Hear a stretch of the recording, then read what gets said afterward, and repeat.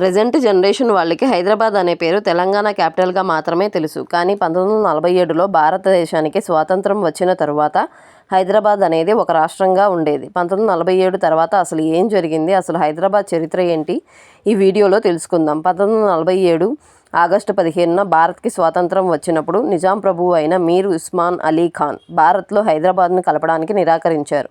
హైదరాబాద్ని ఒక స్వతంత్ర దేశంగా ఉంచాలని ఆయన భావించారు. దీనివల్ల సుమారు 1 సంవత్సరం పాటు హైదరాబాద్ సాంకేతికంగా భారత్లో భాగం కాలేదు.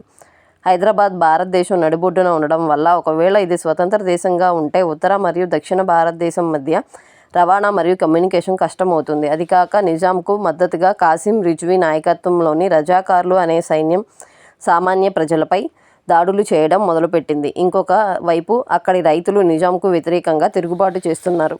ఈ విషయాలన్నింటినీ పరిగణనలోకి తీసుకొని అప్పటి భారత ప్రభుత్వం జోక్యం చేసుకొని సర్దార్ వల్లభభాయ్ పటేల్ నేతృత్వంలో ఆపరేషన్ పోలో నిర్వహించారు. 5 రోజుల యుద్ధం జరిగింది. ఆ యుద్ధంలో నిజాం సైన్యం భారత సైన్యం ముందు నిలవలేక 1948 సెప్టెంబర్ 17న సాయంత్రం నిజాం ప్రభువు రేడియోలో ప్రసంగిస్తూ భారత్లో చేరుతున్నట్టు ప్రకటించారు. అప్పుడు హైదరాబాద్ అధికారికంగా భారత యూనియన్లో భాగమైంది. భారత్లో కలిసిన తరువాత 1948 నుండి 1956 వరకు హైదరాబాద్ స్టేట్ అనే పేరుతో ఒక ప్రత్యేక రాష్ట్రంగా ఉండేది.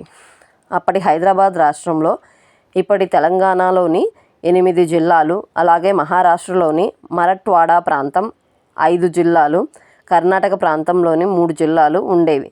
దీనివల్లే ఇప్పటికీ మహారాష్ట్ర, కర్ణాటక రాష్ట్రాల్లోని కొన్ని ప్రాంతాల సంస్కృతి, భాషపై హైదరాబాద్ ప్రభావం కనిపిస్తుంది.